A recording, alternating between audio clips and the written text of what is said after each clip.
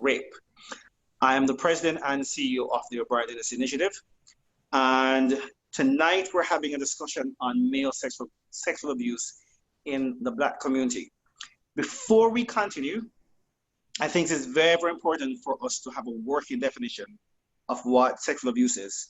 So from the 186 website, sexual abuse describes an experience in which children are subjected to unwanted sexual contact involving force, threat, or a large age difference between the child and the other person, which involves a big power differentiation and exploitation. Sexual assault can happen to anyone, no matter your age, sexual orientation, or gender identity. Men and boys have been sexually assaulted or abused may have many of the same feelings and reactions as other survivors of sexual assault, example, women. But they may also face some additional challenges because of social attitudes and stereotypes about men and masculinity. So this is very indicative of the Black community. And when we talk about the Black community, we're talking about the broader spectrum. Those of us who are in the African diaspora, from the Caribbean, from Africa, and those African Americans in the United States and around the world. So tonight, our moderator will be Kim Kearns. He's a MaleSurvivor's board member, and he will serve as our source of tonight's webinar. Tim, over to you. Thank you, Dennis. And a warm welcome to all of our attendees for the webinar for this evening. My name is Tim Kearns. I'm the board member of MaleSurvivor, the board secretary, and I am a survivor. Joining us tonight for the panel is Nathan Lachine. Nathan has been a volunteer webmaster for MaleSurvivor for the last 18 years. During his time, he has helped us usher in a new website, discussion forums, and a chat room, and various programs. He's helped many survivors start their own healing journeys during his nearly 2 decades of service. He's a tireless worker for survivor rights here and within his home state of Washington. Thanks for joining us, Nathan. Thanks for having me, Tim. It's fantastic to be here. Appreciate all of our panelists, and I'm looking forward to a great discussion tonight. Nathan's also a member of numerous organizations advocating for youth and survivors' rights. He's a therapeutic foster parent for the last 16 years, specializing in teenagers with high-risk behaviors and survivors themselves. Joining us from Nashville is Angela Shelton. Hello, Angela. Hey. Angela finds the possible in impossible. Born in Asheville, North Carolina, she grew up in less than ideal circumstances, from child sexual abuse, divorce, domestic violence, the foster care system, and poverty. Inspired to work hard at a very young age, she's created her own life story with a goal to speak for those who have no voice and to live happily ever after, no matter what has happened to you. Her film, The Hammer, AKA Heart Baby, there is the true story of a prison boxer who had survived abuse on the outside, who turned down freedom to stay on the inside. And she'll be able to share with us tonight her experience in making that film. So not with us this evening is Courtney Graham, who is one of the board members of the O'Brien Dennis Initiative. And Dennis, would you mention about Courtney's absence here tonight? So I'm gonna apologize for Courtney not being on board because of school reasons.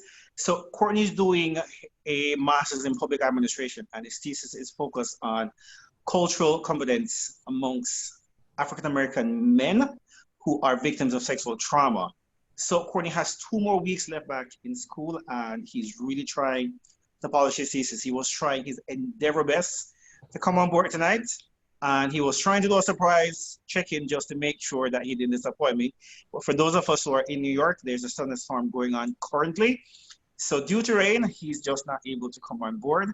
But I have a synopsis of his thesis, which I'm going to talk about later on down. Okay. Thank you, Dennis. So an overview of our topics to discuss this evening are cultural competence within the Black-Brown community, reasons for not wanting to deal with male sexual trauma, ways of coping and self-medication, the role of family and religion, access to mental health, and what does support look like. For our attendees, I want to just let you know that down at the bottom of your screen is a control bar, which you might have to take your cursor down to the bottom to activate. And there is a Q&A feature, which you can click on to submit questions to the panel. I have several polls programmed to go through with you tonight. And there is also a chat feature, and you can chat to us as well as provide your question through the Q&A. Nathan will be monitoring both the Q&A and the chat, so you can start to let your questions flow to the panel, and we will be able to address those during our program. We will wrap up at 10 o'clock Eastern, and after 10 o'clock, we will have an after-hours chat on the MaleSurvivor website. At a few minutes, Nathan is going to lead you through how to access the chat feature. So Dennis, why don't we just start with the topic of disclosure and how disclosure is a huge issue for Black and Brown community. So disclosure is a huge issue, and it has more to do with culture and religion. So one of the greatest myths within the Black and Brown community when it comes down to male sexual trauma is homosexuality. So I'm originally from Jamaica, and growing up, there's always this link, this correlation between male sexual abuse, male sexual trauma, and homosexuality. So it was really ironic as a kid growing up, realizing that the victim becomes victimized. I got raped at 21, and I remember going to the police in Jamaica to report the crime, and the police officer distinctly said to me, "Sir, you did not get raped." And I said, "Yes, I did." I explained to him what happened. He said, "No, you got boogered." So boogery is the legal term that is used in Jamaica for homosexuality. And I said to him, "No, sir, I did not get boogered." And he in turn said to me, "Well, you don't possess a vagina. And if you didn't possess a vagina, there's no way you could have had a rape." So I left Jamaica like probably about 2-3 weeks after that conversation with a police officer, migrated US. There's so many other men, young boys who have gone through what I've encountered, but because of that stigma, because I got touched there, because I got a rose, because I enjoyed or had some level of pleasure because of what he did to me, and it's the same sex, it kind of confuses the teenage boy. It confuses even adults also, because I didn't want it. I felt uncomfortable. Why did I get a rose? And the big thing, I ejaculated. And there's no way I could not have enjoyed it. I could not have liked it, but that happened. So it's that big confusion that messes you up a whole lot, because I struggled with that a whole lot as a young kid growing up, that how could this happen? And over my 15 years doing work with the organization and doing research, I realized that a lot of Black and brown men struggle because of that homosexuality stigma that comes with it. So because of the fear of what the family is going to say and that religious belief system, it is easier to just keep it on the inside because of the fear of being a homosexual. You know, Dennis, I'm shocked. I mean, it's not unexpected, but I'm still shocked to hear when somebody describes that situation. And I'm sorry to hear that. And by the way, I think your audio kind of just cut out there at the very end, if you want to check that. Angela, I noticed an expression of shock on your face when you heard him say that. What can you add to that? It's not the first time I've heard that, you know. I mean, I spent, God, over a decade on the road speaking to survivors when I was traveling with my documentary, male and female. And I can't tell you how many times men would come up to me after an event, and they would always wait until everyone was gone and I'm loading up and I'm almost like walking to my car, and that they would go like, help me, like, you know, and they would disclose, you know, and that's when it started to open my eyes. Cause I mean, my brother was abused by my dad. So I know that story and what he went through and how, and the path he went down, and he was gay. So that, you know, that stigma is traveled with him, but he went down the deviant sexual path, you know, to cope. But back to the survivors I've heard from, I mean, it was all colors, all walks, all men, like all men, and they would come to disclose. And I have that thing where everybody tells me their deepest, darkest secrets, and I've heard it, and it is so true, like that. And it's mortifying, and it's like, it's a matter of educating police, educating nurses, educating Yes. first responders, and like real, and that's what I do, because I get in their face, you know what I mean, and I do it very funny, like so they can hear me. I mean, I don't make it a joke about it, but I do it so I can make heavy subjects palatable, you know. And so that I've done that many times, traveling around speaking strictly to police officers and first responders. So, I mean, that's, you know, it's like all of us can do our little parts. And it's like, here I am. I feel, I talked to you guys earlier, like, and Ken Stockton, of like, I felt a little awkward. Like, here I am, a white Southern woman. I'm like, I'm sorry. And like, but all I can offer is like what I've heard, and like my own,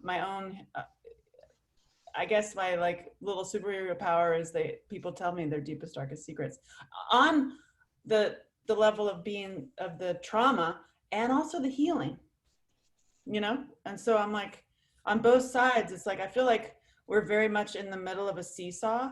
Like and it's like finding balance in the seesaw. Like there's so much trauma and horrible. And I'm like, stop raping kids, go yourself. Like, I mean, seriously, enough.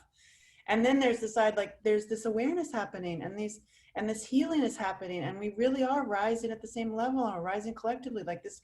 We're talking about it. This is actually changing. I do see a lot of change. So I feel like, but then it's also still horrible. So it's like, yeah. I feel like we need to be on the middle of the seesaw and not get too far into the darkness and too much in the light. Well, not, I don't want to say too much in the light, but too much in like, it's fine, because it's not fine. It's not fine at all. But it's like, but to stay balanced in, you know, it's hard to hear these stories, honestly, first of all. Well, it's absolutely true. It's still shocking nonetheless. And we're all survivors. That's true. And that's what binds us. And you know, I feel an affinity to all of you because we have that experience. But I personally don't know how I could have moved ahead if my earliest disclosures were traumatic and negative. And since we're talking about disclosure, I have a poll that I want to launch to our attendees, and our panelists can also vote here. So I'm going to launch it, and I will read it for anybody that's on the audio line only. How was the process of disclosing your abuse to others for you? And there's a couple of choices. I'll read them off, and then people can start to vote. Mostly positive, somewhat positive, neutral, somewhat negative, mostly negative, and the final one is have not disclosed the abuse.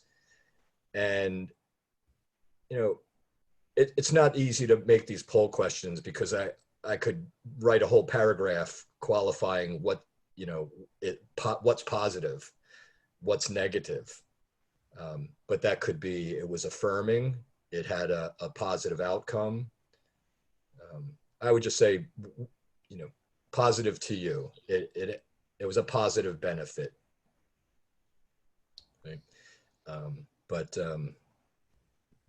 You know, personally, I've learned in disclosing, which I remember the first, the second, the third, but I've learned to pick my moments to disclose and where I disclose, because And whenever I go back to that spot where I've disclosed to somebody the abuse, it's a bit of a traumatic experience to go back into that space. So personally, I'm sensitive to that, and I pick where. I don't want to disclose in a place where I'm going to be every day, because I'm going to remember it, And so, just bringing it back to Dennis, that we're just touching on the tip of the iceberg here about disclosure, but there's so many thorny issues, and I'll give you a chance to comment in a moment. Let's look at the polling, which I'm going to close. All right. The somewhat positive was the most common response at 24%, followed by neutral, at 20%, followed by have not disclosed the abuse at 22%. Mostly negative and mostly positive were the less frequent responses. Does anyone have any reaction to that? I'm curious of where the positive ones were, Yes. and then feed those people. Like, was it your minister? Was it your, or, there are good ones out there. So on that, let's just suggest that if anybody wants to share, you have the chat feature. You can discuss more about why you picked one of the choices that you picked. Yeah. So Dennis, you were going to say. So when we first decided that we're going to do this, it's something I've always wanted to do in terms of having an honest conversation about how we address this issue within the Black community. Shortly before we came alive, I said to you, so many times I've attempted to have this open forum, and I've had seats empty because of that vulnerability piece. The struggle is, you can ask someone to self-disclose in a public setting, but after it's over, what happened? Where is the support? I encouraged Courtney to do his thesis on cultural competence, because I knew firsthand as a Black man living in the United States how much culture played a huge role in how I got to where I'm at right now. And I remember going to 5 white therapists, and everybody kept asking me questions about Jamaica. I felt like I was a history teacher trying to tell 5 grown adult therapists that I'm deeply trying to get support and help for because of what I was going through. How do I get over? What do I do? And they were more consumed in, if I smoke weed, if I know where Bob Marley lived in Jamaica, where's Jamaica on the map? And I'm like, are you guys for real? And my 6th therapist, however, was an African-American woman who got married to a Jamaican man. And she'd went to Jamaica on a few occasions. So by the time I met her, what she did was really unique compared to the other 5 Caucasian women. She took the time and she researched where I was from in Jamaica. So by the time she met me on my first sessions, she made me feel safe. She didn't ask me questions about Jamaica in terms of a historical setting, but she started asking me, so where in Jamaica are you from? My husband is Jamaican. I understand the culture. I've been there more than one occasion. So that cultural piece, it made me feel safe. And the irony to all of that is, a couple of years after, I got a white therapist, which I had her for 10 years. And she took the same approach as the African-American one. She took the time to understand my culture, where I'm coming from, the food, the things I'm interested in.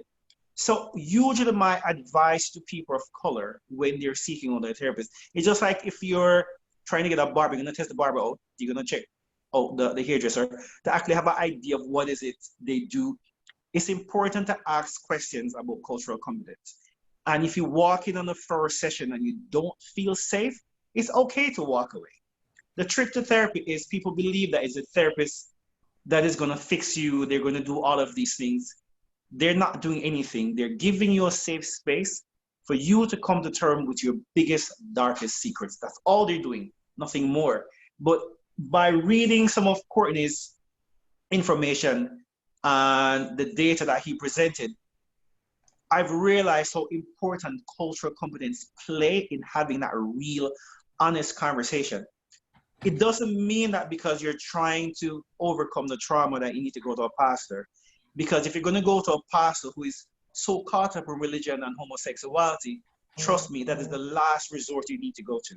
Because you don't need someone to tell you that because of the trauma that you endured as a young teenager, as a kid, the act alone defines your sexual orientation. That messes you up more than anything else. And you don't want someone else who you're going to have a conversation with about your trauma. They're going to prey on you also. And that happens a whole lot.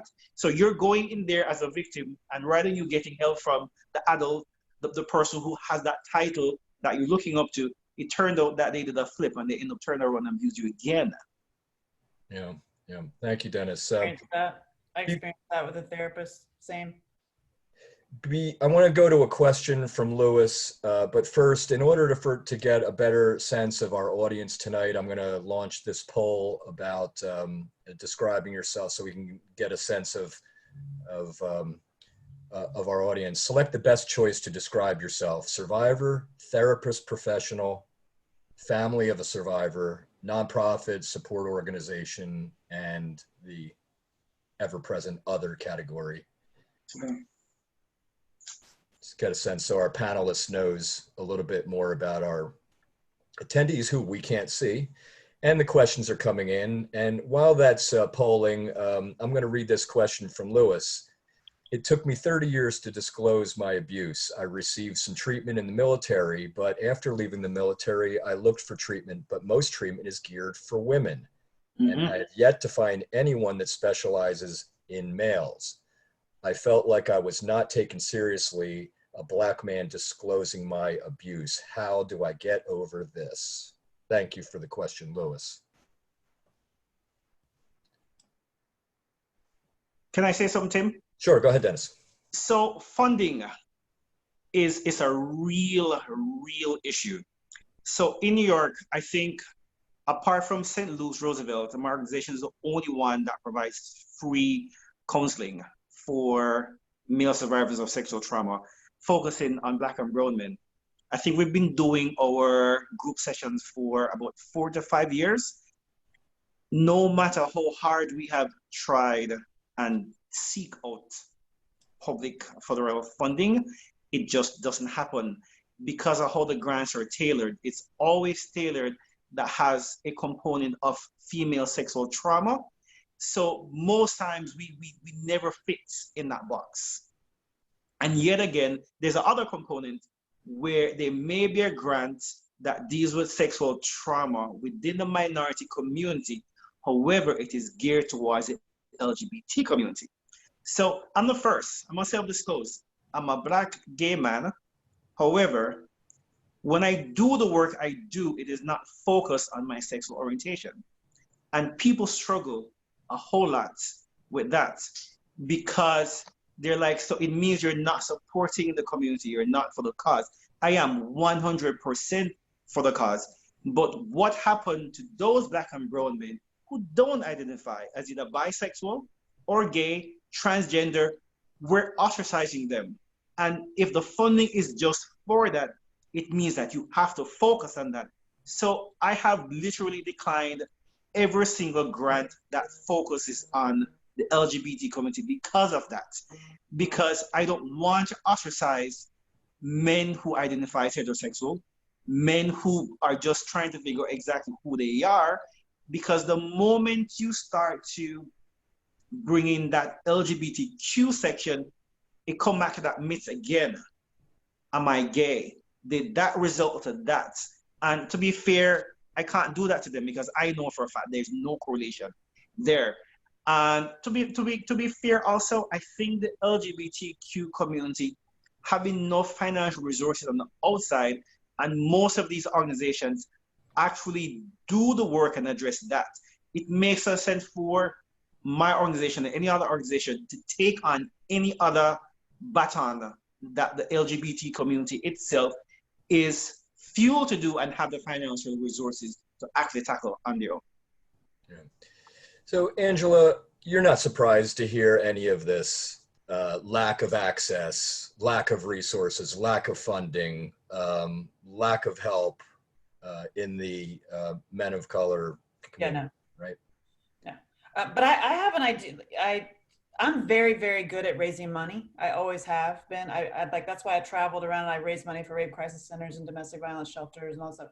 And I literally was having ideas listening to you, Dennis, because if you present this to people with money, right? Mm-hmm. And if you like, I'm skipping ahead to like what we can do to address this problem. I'm like skipping ahead right now. Because I think it just popped into my head. There's a way, instead of presenting it like, oh, we really need help, we, this is so silent, we have no way to disclose, or we're not disclosing, et cetera, et cetera. Look at it from the money, because it's always like money talks, right? Oh yes. Oh yes. If you, and if you're talking, because it's all how you word things, right? It's like, and you're it's like, I always tell people when they're raising money, do not get political. Don't say like you're anti whoever, because you get that check and you better shut your mouth. But that said, it's like, it actually, with survivors who do not get better, it leads to financial crisis. It leads to Yes. issues with the whole community, sex and love addiction and issues there. It leads to broken families. It leads to crime. It leads to drugs. Like, it like lists all this stuff that costs money, because you're having to pay for more criminal justice issues, more financial crisis. You're having to throw out more money onto the welfare system, because those people are surviving and they're not better, and they're spinning on the wheel of the hamster wheel of trauma, right? If you present it that we can fix this by healing people and stopping the cycle here in this generation, then it actually saves money. Imagine that. Like, Mm-hmm. I'm just presenting it like a totally different way to ask for money. You know what I mean? And I just, off of this call, I would be totally love to talk to you. Please, I will be touching base with you. Trust me. Girl, I have raised some money. And it's all a matter of like how you present it, and how, like, you're touching their core of like what they want to fix in their own life, or what they're afraid of, really. Yeah. You know what I mean? And it's like, if you fix like what they're afraid of, because it is true, as we get better, we do address, we make better communities, we have less crime, we have less drug addiction, we have Mm-hmm. more healthy sex. Like, you had talked about like enjoying it and ejaculating, like, I hear that a lot. And also, when you're either masturbating or having sex, you're fantasizing about it. You know what I mean? Fantasizing about like that. I hear that a lot. Like, people, like, they go there and that's like, I like to talk about the truth. I'm a truth teller. Like, if you're going to the dark place in your fantasies, like, let's heal that. Yes. Let's have healthy sex lives.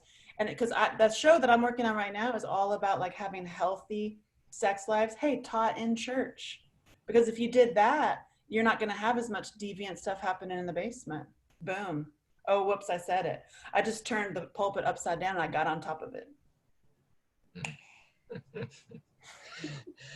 Thank you, Angela. We have Philip was able to join us. Philip, Yes. are you there, Phil? Yes, hello, I'm here. How you doing? How you doing tonight, Phil? Thanks for joining us. Thank you guys for allowing me to come on. Please pardon this tardy session. Con Edison has been working on my blog for the whole week, so pardon, guys.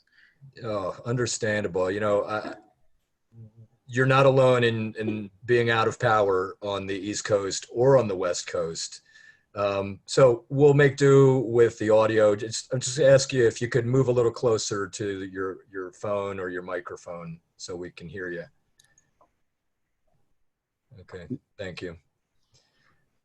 Phil, I don't know what you heard of our conversation as you were joining, and because I was alerted, thank you, Nathan, that you had joined. But would you like to introduce yourself, Phil? Greetings all. I am Phillips Percy. I was born in Brooklyn, New York, raised in Miami, Florida. I was born to two parents who are from Haiti, and that alone in itself, it's quite heavy. It's a very strict and stern island. They're not LGBTQIA friendly. So, you know, growing up and not understanding those feelings and not having someone to particularly talk about those feelings to, it was quite hard in itself. Then for me to experience some kind of trauma and, you know, a sexual abusive relationship as I've been growing up, you know, that took, and not having anyone to speak to about that, you know, it's also made things difficult on understanding who I am and where I wanted to go because being Haitian, of course, one of the main things is church. So it's like you go into church and your family wants you to have a wife and kids when you get older. And it's like, since I was a kid, everything felt different. And then once this traumatic situation happened to me, now things really feel different because I'm now even hiding over another layer of trauma, and you don't have anyone particularly who to talk to, and anyone who has an understanding of how it feels to be in your shoes or what it feels to be like to not know what do you like or what you don't like, because I was very young at the time. So not having that and trying to navigate myself around this lifestyle, it was quite difficult until I left for college. I went to Chicago for 1 year, then I moved to New York, and then that's when things started getting lighter off my shoulder and I started to be okay with myself. Phil, is it an easy answer to answer the question, are Black males less likely to get support from their families? Very much so, particularly in the world that I grew up in. I graduated from North Miami Beach Senior High School, and in the beginning, it was predominantly a Jewish neighborhood, and then I want to say the late 80s or the late 70s rather, that's when it became integrated with more African Americans, more of the Caribbean households.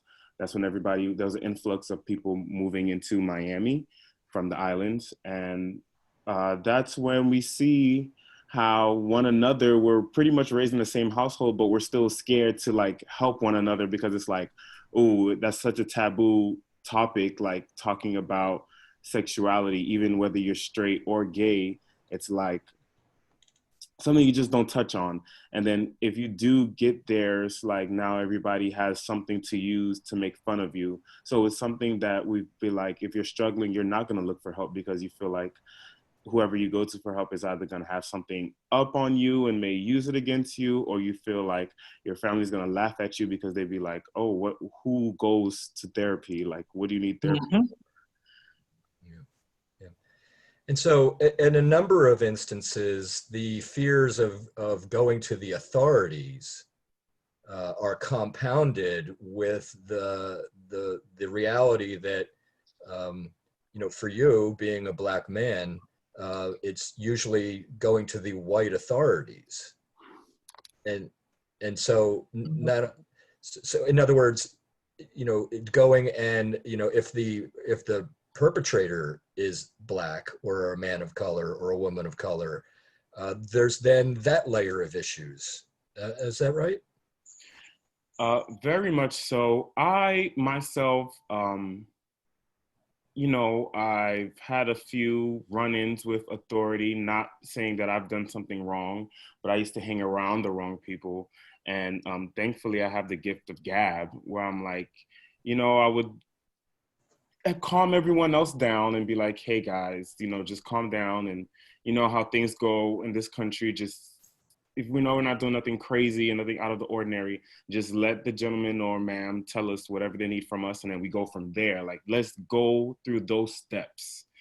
I've learned to not fear authority, but rather so understand the element of I need to get out of this situation, or I need to figure out if I do need a 911 situation, how am I gonna get help from this person and not be not be a victim of this person.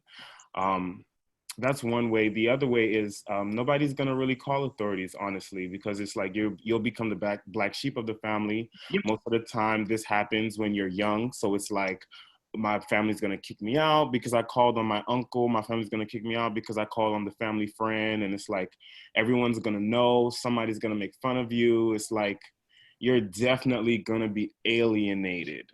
And it sucks to say, but it's like something that you know in your heart of hearts is going to happen.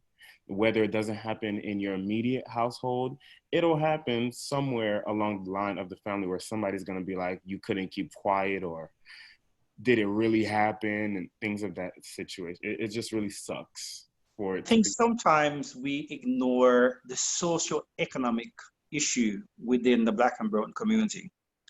There's this thing that is going on in Harlem that it doesn't get any traction in the media. It's something that's not spoken about widely. And there are white men, rich white men, who go into Harlem projects and they pay poor Black mothers to have their teenage son shave their entire facial hair, armpits, pubic hair, body hair, and these white men will pay these women to have sex with their sons and record it and sell it for big money. When I found about this, I think about 3-4 years ago, from someone who was at the MaleSurvivors conference, I'm like, no, no, no, no. I had to really question if this was what's really going on. I'm a part of the foster care system for 15 years in New York City. It happens. It is that taboo topic that nobody wants to have a conversation about. We know the uncle who are raping their nephews, who are raping the neighbor's son across the hallway. We know the pastors who are responsible for touching the young boys. We know of the teachers, the counselors. We as a community, we know of the predators. Yet again, as Philip spoke about the police, we're fearful in wanting to call the police on Uncle Tom, Uncle George, and then our female members of our family will say, how can he do that? And he has a wife and kids. You must have, and it flips now, because you, the victim, become victimized and mark you. We're not talking about a kid. A grown adult is telling a child that there's no way another adult in this household, our family friend, this man who we know he's all macho, he has all the girls in the block, could have done this to you. You, the child, must have done something. Then when this young boy becomes assertive and is trying to come to terms with the trauma and the ripple effects, if you say something, you know your mama will kick you out. It's just what it is. And boy, I must slap the black off you, because this is a secret within this household that you never dare bring on the outside. So even if you even have the courage to want to say something, fear is already instilled at home that you can't do it. I remember having a teenage boy that my staff was working with in foster care, 16 years old. He got 3 girls pregnant at the same time, same month. And I remember saying to staff, we need to start asking this young man more probing question. His uncle raped him at 9 years old until he was about 12. He started becoming promiscuous, having sex with girls on the block in the neighborhood, because in his mind, the more girls he had sex with is the more masculine he's going to become. Many of our men right now who are fathers, who don't take care of their kids, who we call quote unquote deadbeat fathers, they are victims of sexual trauma. They didn't have sex with these women because they wanted to just go for a free-for-all. They were trying to do the societal thing to say, guess what? I'm a man, and the more, forgive me for using this blunt word, the more pussy I fuck is the more man I'm gonna be, is the more everybody else is gonna look up to me.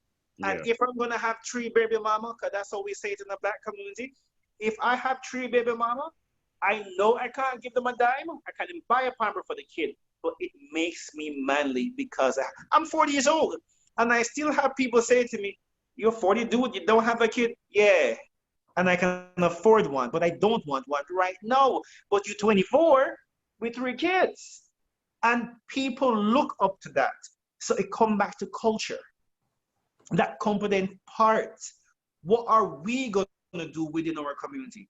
How many parents I know right now, and this is just from the foster care side, where the kids were removed because they were acting out and they got beaten because they spoke the truth.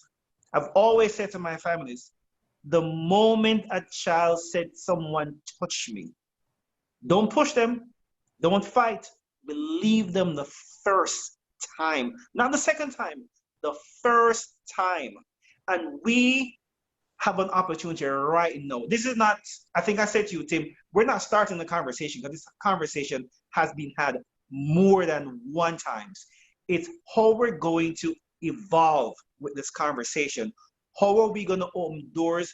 How are we going to create safe space for men of color, Black and brown men, to feel safe, that they can have these honest conversations?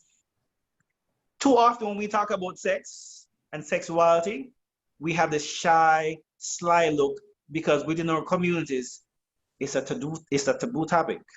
We just don't say it. We just don't do it because sex is used as a dirty word. So look at it. You tell the kid who is spending time with his older 15, 16-year-old, because he's 9, and you say, you should always respect your elders. So your 16-year-old cousin is your elder based on what you've been taught. But your 16-year-old cousin is touching you. Now, how do you tell your elder not to touch you? Put it back a notch. You're 14 years old and your 26-year-old cousin is touching you inappropriately. And sometimes we don't even realize how we get groomed. So when I was a teenager, we had Playboy and Hustle. We don't have Playboys and Hustle no more because everything is Pornhub. It's the same thing. When the adult leave these pornographic stuff on their phones as a clever way of introducing these young boys to these kind of activities, because what they're going to do is they're going to show them straight porn. And kids are naturally going to be curious about what's going on. So it starts from there. Sometimes mothers know what is going on, but we come back, that socioeconomic structure. I remember having a conversation with a survivor where his mom knew that his stepfather was raping him. The mother has 2 other kids for the man. She beat the son when he told her that the stepfather was raping him. And it wasn't until she came home late one evening and she saw it with her own eyes. She believed him. But hear what she did. She sent him away. And I remember having a conversation with his mom years after when I was writing my first book. And she said to me, I know he hates me. I know he felt that I betrayed his trust and I just did not believe what he said. He was indeed right. However, I'm uneducated, I'm poor. If I were to reprimand the man who is the father of my 2 young kids just because of what I saw, it means my other 2 kids and myself will be left homeless and my kids will be hungry. Mark you, I'm not justifying her action, but we have to look into people's individual situation and realize that she made a sacrifice. Is it the wrong sacrifice to make? Hell yes, it is. Because I wouldn't have made it. But unless you're in that position, you cannot judge. So in a case like this Black woman, what do we do for her? I'm now lucky that I'm in a position where I'm now working with the homeless population. I'm learning more about it. Too often, mothers don't want to step on the outside, especially when they come on the DD, because not all homeless shelters are safe. It's layers on top of layers that needs to be addressed.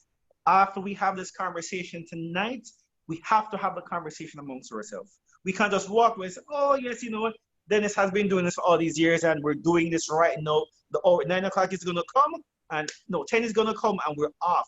No, the reason why I am so passionate about this is because every single person who got a message from my WhatsApp group, every single person who saw it on Instagram or on Facebook, the conversation has to continue beyond this. And I can't do it alone. Philip can't be the face of this. I can't be the person who is always putting myself out. We have to shame the people. And if it means we got to shame the church, the same church we go to every single week, we got to stand in our truth. We got to speak it. Yeah. Thank you, Dennis. Philip. I seen a question that Lois Wade gave at 9:19. I wanted to get to that because I know you guys wanted to. And Sure, go ahead. With that question particularly, I work with a nonprofit organization called Peer Forward, and we are a college access program. And before it was known as College Summit, and now it became Peer Forward. And we help underprivileged students figure out their plans, their secondary plans after high school, whether it be college, military, whatever it is, have a plan and do something and don't just be complacent. And in that program, we have different sessions where we teach them about applying to college and emotional and mental strengthening for them to get through their senior year and when they get to college, because things do get different. If you go away or if you're home, things get more tough. You become more of an adult in your home, especially being in an underprivileged community. So being that I went through that program, where Lewis Wade says he feels like he's not being taken seriously when he got out of the military and he was trying to find someone to speak to about his abuse. How does he get over this? I was able to get over my situation by finding a place where you feel safe. And that place was Peer Forward, where I was able to not necessarily divulge into the abuse, but pinpoint it and not make the students feel, crazy and like, whoa, he's going so far. But you find a place, whether it be with the amongst your community, or you find friend group, or this group that I see, you guys meet with each other and you have talks where, and hopefully you can have your own circle now that, people are not meeting as much anymore in person, or you guys have more webinars and people can speak and maybe it might be a little longer. And you just find a group where you're able to give as much information as you want or need to get it off your chest. And you start healing from there, because I believe if you hold on to a deep, dark secret, there's no way you're going to get out of that deep, dark secret. There's no way it's going to escape your mind. There's no way it's going to escape your body, because it not only affects your mind, it's going to affect your well-being, and you're going to feel sick or you're going to feel heavy.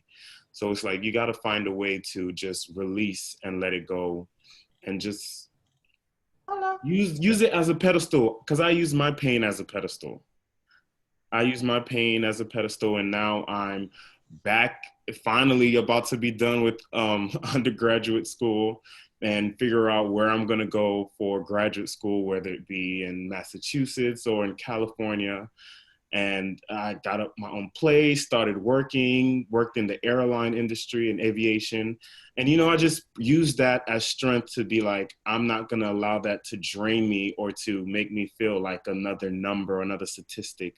I'm going to use what happened as power and fuel instead of rage and disappointment and fear. Yeah, well, Phil, I'm really proud of you. That's awesome. Can I jump in there for 1 second? I know you want to jump in, Angela. I know you do. I just want to give Nathan an opportunity. Yes, yes. We'll come back to you in 1 minute, promise. I want to give Nathan an opportunity to say hello to our attendees and lead them through how to go to the support forum and to MaleSurvivor's chat. We've set up a special after hours chat following this program, which we're going to end at 10 o'clock Eastern time. So we're at roughly at the 15-minute mark remaining, and then we'll come back to you, Angela. Nathan. Hello, everybody. Thank you so much for joining us tonight. So I'm going to share my screen so you can see how to join and continue on this conversation. Our healing is all about the journey and the connections we make and continuing on these conversations. So when you go to MaleSurvivor.org, if this is your first time being to our site, you're going to click on the forums and chat, and then you're just going to register. So you just click on the discussion forum quick link, and on the right-hand side, you just hit register. It's going to run you through the whole registration process. This is how you register for the discussion and the chat room. Once you've completed your registration, it's going to send you a confirmation email. Please make sure you check your spam folder and just click respond. Once you are registered, you will again come back to the site, click on forums. You'll click on moderated chat rooms, quick link, and it's going to open up our chat room. Quickly hit browse rooms and you'll see the webinar recovery. This is our after hours chat, and then just click join room. And that is where I am. So I will look forward to continuing the conversation with everyone. Take it away. I'll be there also. And this is a free registration. Our site, support forum, and chat are totally free. You can donate, but it's free. You may volunteer to donate, and we are fully funded by individual donations. Thank you, Nathan. We'll see you at 10 o'clock. Yeah. Angela. Well, I wanted to go to what Philip was saying about the healing and using your platform, because it goes back to what I've seen on the road for so long. And actually, I developed a workbook for female survivors and male survivors. And I want to apologize. I had the artist make the male survivor a white guy with blonde hair and blue eyes. And I'm like, oh God, I'm so sorry. And that was in like whatever, 2000 something. And I'm like, you know what? That's got to be fixed. So I would love to like send you my workbook and say like, what should he look like? Let's do a redo. And the workbook is all about that the trauma is like a sword. So we all got pierced with a sword, all of us. And you can live like that. You can live like that.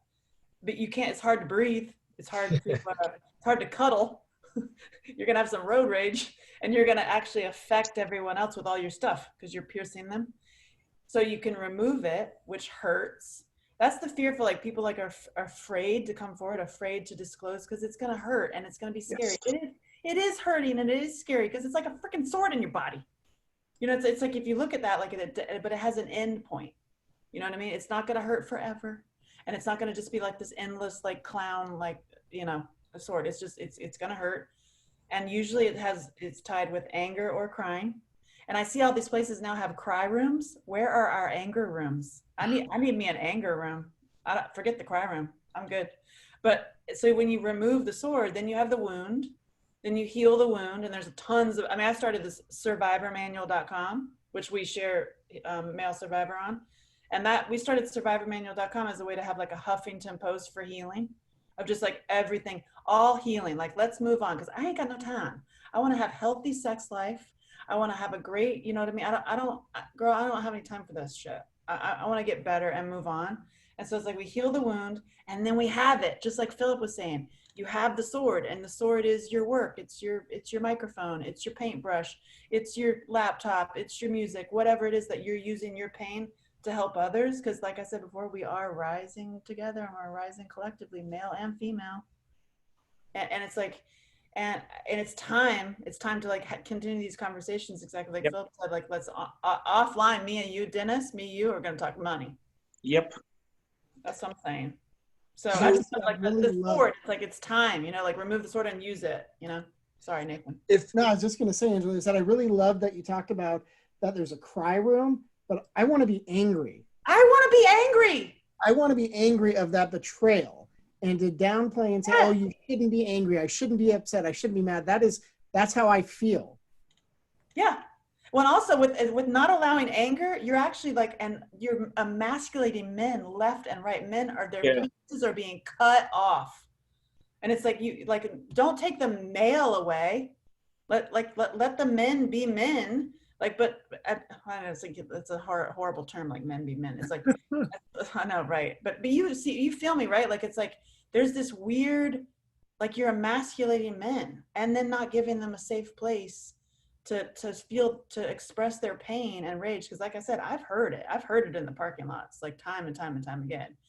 And when I, just to give those a thought, like that you're hearing it, I just was a completely safe place with no judgment, because many of the men said that they liked it, that they ejaculated, that they, you know, that they fantasize about it after. And I was like, cool, me too, totally get you.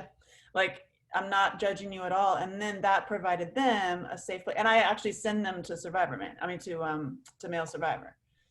So it's like, I don't know, anger rooms, Nathan, anger rooms. I want to break plates. I want to stab shit. I definitely think allowing us to express all of our emotions, because there's such a huge thing in society of be happy, let it go, just move on. It's like, I want to be upset. Yes, and don't be mean. Everybody gets a lollipop. No, Kevin had submitted a question asking, will we talk about how Black men can face additional layers of difficulty because of systemic racism, the white supremacist culture, imposing greater restrictions on Black men's freedom to define masculinity, identity for themselves. It's all in there. Yes, it is. Yeah, Dennis said the white guys are going up to Harlem and raping the kids and paying the moms to rape them. Like, yep. I mean, I just can't. And the power at bees, which is so sad.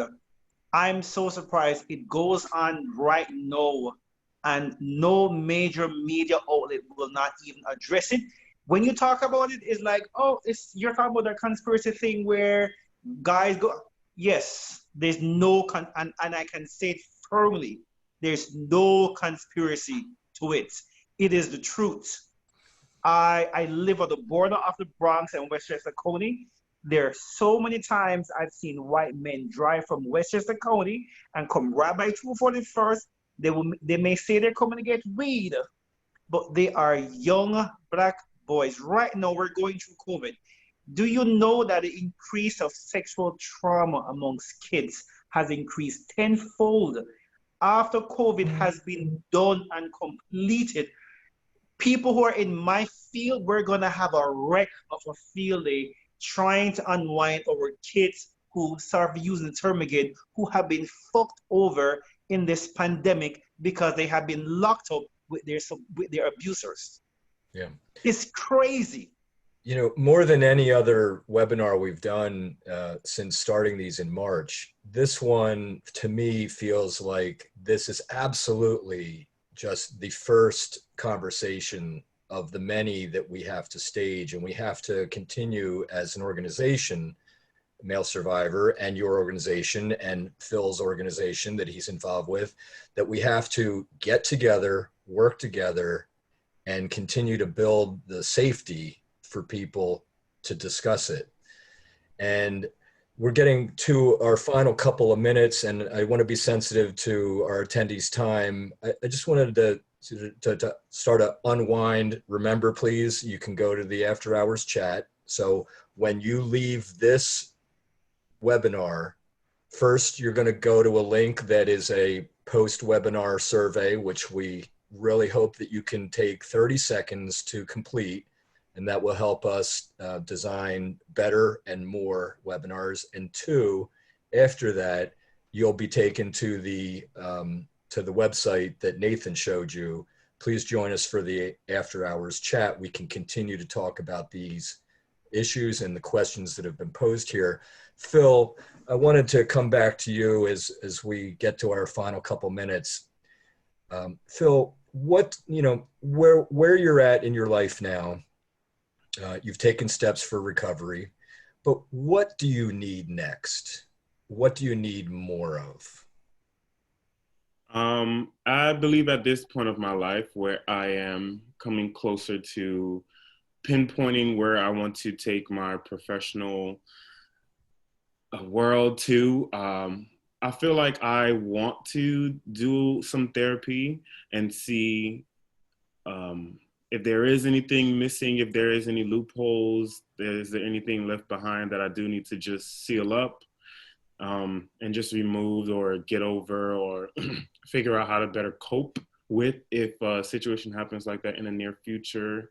Not speaking on sexual abuse, but things that where sexual abuse have taken part of, where it be with friendships or relationships or things of that nature. Therapy. And then from there, I'm just looking to just honestly figure out where in the States or in the world I'll be working because my degree will allow me to move outside of the country. So that's what's next for me, just pinpointing where I'm going to gain my salary and finding me a therapist to, you know, just be a better person to help other people. And what obstacles have you faced in finding a therapist, Phil? Well, financial, of course. I am a returning college student, so I feel like grandpa to the 17-year-olds. There's a lot of 17 and 18 years old. I'm like, oh my gosh, did I sound like that when I was that age? But yeah, that's one thing. In the school, you do have people who are there to assist and help, but they deal with so much, and it's, you know, they have a lot going on. So I just find different outlets and different ways to, you know, alleviate if I do feel like something's going on, I need to talk about it. But yeah, it's financial will be the main setback.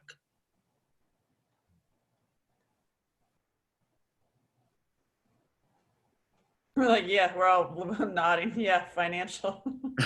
It's like, I'm like, you know, coming from poverty and being abused in the poverty system, that there you're not. That's it goes back to what you were saying, Dennis. It's like, you know, culturally, it's like, oh well, you're from the South. That happens. I You know know. it sucks. It sucks for it to just be like, oh, something that happened and okay, deal with it. Yeah. No, I think that's why there's a lot of people doing crazy things outside because they're not able to deal with health. They're not able to deal with it in a healthy manner.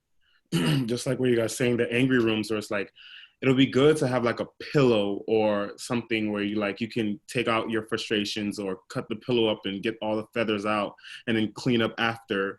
But you're doing things where you're not harming anyone or yourself. Yes. And you're releasing some tension in your mind and your heart where like it's something, if you don't emote these emotions, you may end up harming someone that you didn't harm, or you may end up doing something on the subway and just spazzing out if somebody says just one trigger word or they touch you and that triggers you, and they probably wasn't even trying to touch you sexually, but because you're so triggered or you haven't released, then you just end up killing or breaking someone's arm, or just because you haven't been able to get over your traumatic experience. Well said, Phil. So Phil, thanks for joining us and making every effort to be here. It was a pleasure to meet you. And Dennis, thank you for helping to run us through this very introductory, I feel, and beginning discussion. And Angela, thanks for joining us and offering your experience and everything that you do for survivors.